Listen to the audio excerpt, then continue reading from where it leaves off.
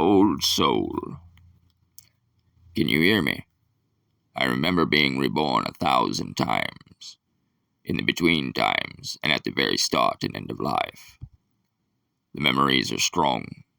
I remember the warmth of the sun on my crumpled wings as they unfold for one brilliant bright day of flight. I relive the elation of the chase and the sinking of my teeth into the throat of my prey. What a joy it is to satisfy physical hunger.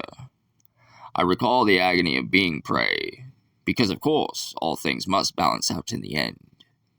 My heart has pumped cold blood through sinuous coals and thumped its warm-blooded rhythm from ocean depths. Like you, I am the sum of 1,000,000 experiences. It's true that the messy, bloody rebirth into the world as a human stuns me every time.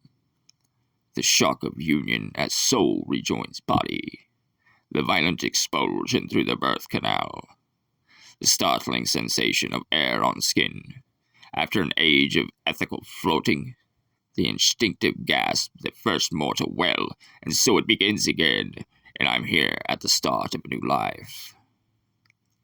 You and I are not here together by chance. Karma pulls souls with the persistence of a river that places they belong. For those not yet enriched enough by suffering, well, fate always finds a way to make things fair. I've lived my share of troubled lives, and I've mostly learned how to transcend them by serving my purpose with patience and compassion. Karma is as undeniable as gravity, and we must exist in harmony with it. This is how the warp and weft of the universe is woven.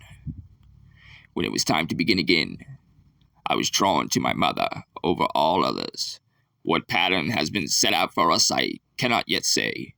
As she grew, the miraculous mass of stardust and water that becomes my body, I surrounded her with my energy until she shone. Then I sunk, as sure as an anchor dropping into the tiny infant form that will now grow to carry me through this life. Well, I'm only a few days old, and I've been waiting to be both teacher and learner. I'm eager to meet other embodied souls, whose lives are intertwined within mine. I sleep a lot.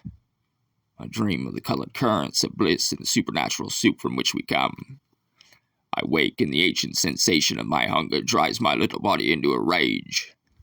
I'm not yet skilled in exercising the intricate pathways of my brain, and I squirm and I grunt with frustration. My body feels cumbersome. These early days are both familiar and vexing.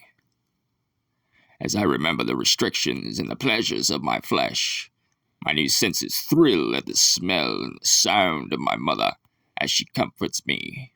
My immature eyes learn to focus on her face. I wonder at the journey she is taking and the role I will play. Soon all the memories from before will fade, and I'll be fully immersed in the point of time and space my body occupies. I'll only know the world around me through my mortal senses. I'll forget how sunlight felt on my wings, and I will long only for the warmth of my mother's body. The desire to satisfy hunger will only bring memories of milk, not blood. It will take time to relearn the workings of the natural world.